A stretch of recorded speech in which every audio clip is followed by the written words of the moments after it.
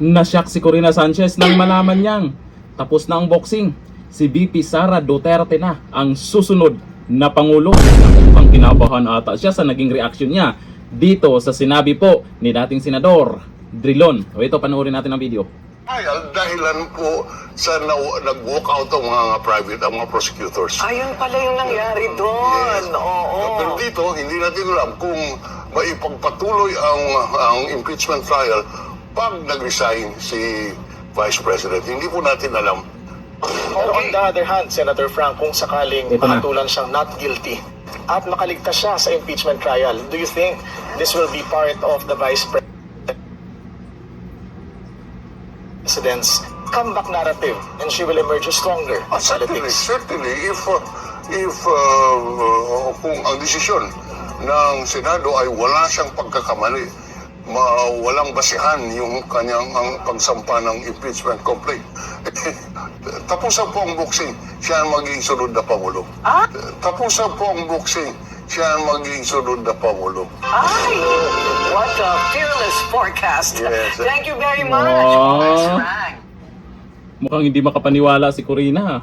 Mukhang takot din to na maging Pangulo si VP Sara. Buti na lang itong si Drilon kahit papano ay alam din niya, nakikita niya ang totoong mga nangyayari ngayon. Kasi kung hindi talaga ma-impeach si VP Sara, tama yung sinabi niya. Tapos na ang boxing. Si VP Sara na ang susunod na Pangulo. Eh sino yung ipantapat sa kanila? Yung pinagkakalat nila ngayon na si Tulfo na dumikit na raw yung sa survey. Aroy, kwento nyo. Tapos si Lenny, sa mga pink ina, gusto tumakbo si Lenny. Eh malabo yun, lalo na pag si Vice Ganda na naman yung nag-endorso. Eh alam nyo naman, si Vice Ganda mukhang may kasamang kamalasan ba? Eh nakaraan nga, yung in-endorso niya talo. Kaya sa mga pink ina, iilan na lang yan sila. Kaya kahit sino yung gawing pambato nila, malabo talaga pag isang Duterte ipantapat sa kanila. Kahit hindi si VP Sara.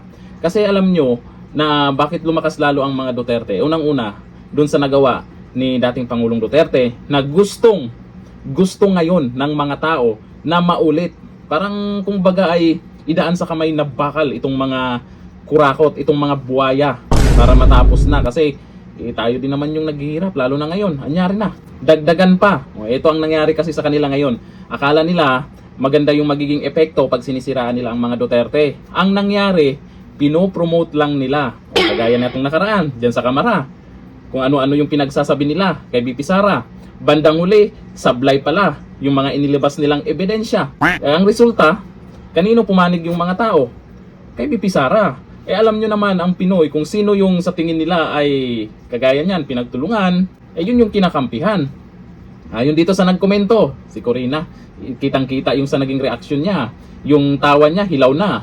Sabi ni Rona Bizaria, parang ayaw maniwala ni Corina. Kinabahan lang yan. Sabi ni Benz Fortich, 6 lang ang mga senador na anti-Duterte. Ay alam po natin na yung 6 na yan ay kung may madagdag man ay iilan lang, kaya mahirapan talaga sila dyan sa Senado. Sabi ni Christine Maningo, good job Sir Drilon, tumpak. Nasaktan si Corina na may chance na manalo si VP Sara. Talaga.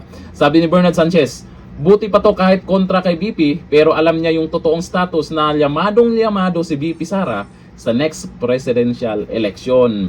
Sabi ni Lynn Vilnas, aminin ninyo, malakas talaga si VP sa tao. Eh kaya nga kinabahan tong mga to eh. Sino ba yung mga problema na ngayon?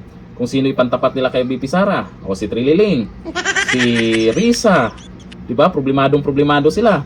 O yung ibang dyan ngayon ay nagpapampam na. Sumakay na naman sa bus, papicture-picture.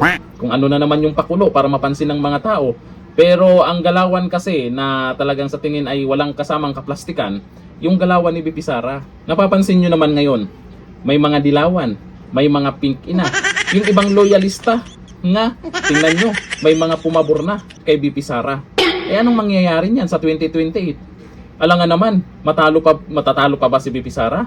Kung sakaling makalusot siya ngayon sa impeachment na yan, eh sa tingin po natin, kung ma-impeachment siya sa Kamara, sa Senado, alanganin naman talaga sila. Kasi yung mga laging binabato nila kay VP Sara, lalo na yung banta di umano, yung confidential fund, at kung ano-ano pa, unahin nyo yung mga pumaldo sa mali-malitang pera. Puro na lang kayo VP Sara. Ang resulta, lalong lumakas lang siya. Dito na, thank you. Bye-bye.